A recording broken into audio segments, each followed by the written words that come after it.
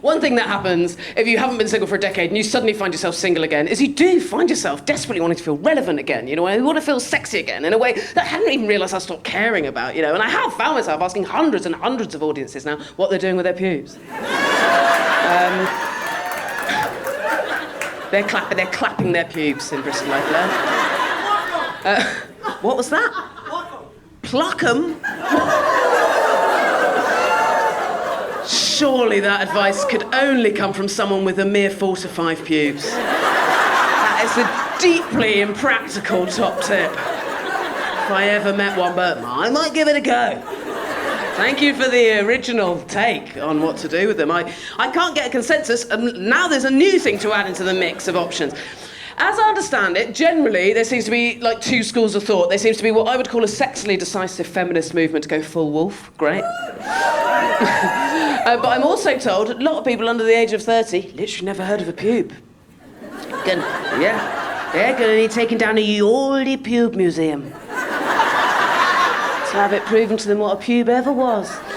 And they feel quite extreme as options, you know. It feels like someone's gone, well, you can do absolutely nothing or absolutely loads. I think, well, I don't know what to do absolutely. Well, you met me and absolutely nothing sounds manageable. Yum, yum, yum. But I want to feel sexy. That's the whole point. I want to feel hot, you know. I want to feel great at the bar. You know, there's got to be some boundaries to sexiness. I like the idea of going full wolves. I'm absolutely fine, but I'm of an age now where it doesn't want to stay in the main triangle. What are the boundaries? There's got to be some hotness boundaries. Are there? What are the boundaries? What are they? What are they? What are the boundaries? What are the boundaries? What are they? Is it knees?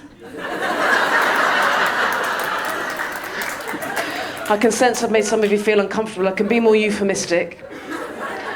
My belly-beard peninsula is making a very strong plate tectonic bid to join the mainland. Is that still hot? Is that hot? Even calling it a peninsula makes it sound too organised. It's patchier than that, more of an archipelago, something you might get on your honeymoon. No, I think when it comes to pubes, you should do whatever's going to make you feel snazzy about your body, even if that means pluck 'em. You might need to take a half day off to get through mine. I think you should do whatever's going to make you feel great about your bod, even if that means having a twat wax, by the way. I think you can have a twat wax as a feminist. Yes, I do, actually. I think you can. I think you could even have a twat wax as a pragmatist, potentially, because you could argue that you can get increased sensitivity, but then you could also argue that all music is always better on MDMA. You wouldn't want it to be the only way you could ever consume it. Just a little joke there for anyone who's come, not with their parents or colleagues.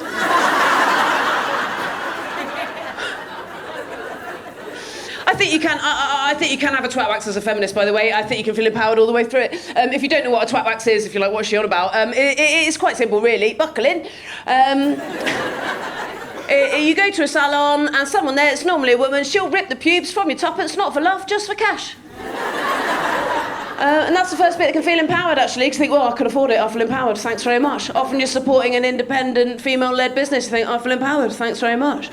Obviously, then you've got the fact that once you're in there, you've got to get naked in front of a stranger. Not fully naked, actually, she doesn't want to see your tits.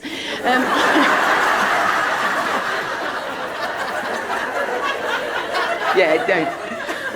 I'm not advocating that, but you can feel empowered all the way through it. My point is, you've got to get your belly button. You've got to get your clam out in front of a stranger. I think that takes a certain amount of body confidence, actually. So you can do it. I feel empowered all the way through it. You can feel empowered all the way through it. Obviously, then you've got the fact that once it's actually done, you're going to feel for a little bit like a silky otter. I feel empowered. Not so much. Even during the bit where she's actually ripping the pubes out and it really hurts, you think, well, actually, it only hurts a bit. I'm strong enough to take that much pain. I'm an adult. It only hurts a bit. I feel empowered. You can feel empowered all the way through it. Until the bit where she says, now,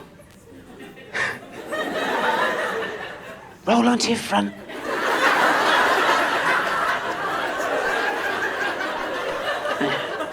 You roll onto your front, do you? It's never one of those beds that's got the lovely comfy donut for you to rest your face in, is it?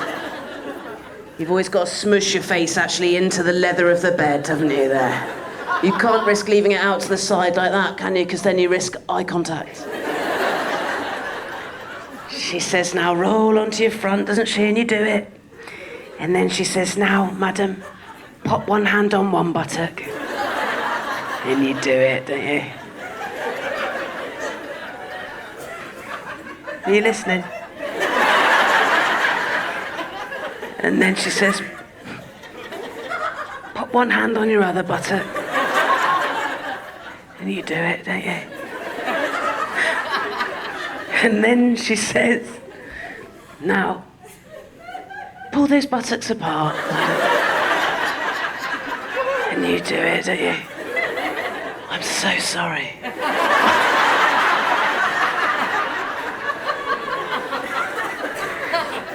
And then she slathers the wax in there, doesn't she? And then, because that wax has got to set before she can rip it off, facing the bed, you, an adult who's paid for this, has to stay there like that, don't you? For ages. And during that bit, I am actually yet to meet anyone who does still feel empowered. And let me tell you, there's never been another sharper, more tangible time where I've ever thought perhaps it isn't an entirely good thing that I've got to a point in my career where I am occasionally recognised.